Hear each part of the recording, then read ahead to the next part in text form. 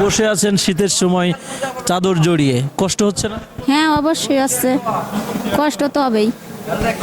আপনাদের বাড়ি যশোর কোথায়? রায়পাড়া রায়পাড়া।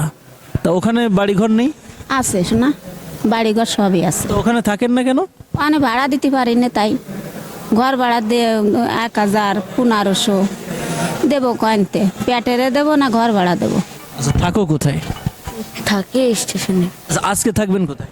এই স্টেশনে থাকবো, 4-5 দিন এই জায়গা থাক। দর্শক, এতক্ষণ ধরে শুনছিলেন নওয়াপড়া রেলওয়ে স্টেশনের ছিন্নমূল মানুষের দুঃখ এবং দুর্দশার কথা।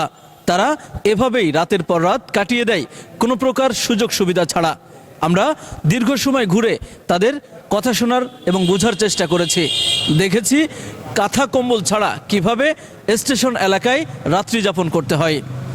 দর্শক, তাদের জীবনেও কখনো যেন সুখের ছায়া নেমে আসে, এমনটি আমাদের প্রত্যাশা। আজকের মতো বিদায় নিচ্ছি, আবারও দেখা হবে অন্য কোনো ভিডিওতে। সেই পর্যন্ত সবাই ভালো থাকুন, সুস্থ থাকুন, আল্লাহ হাফেজ।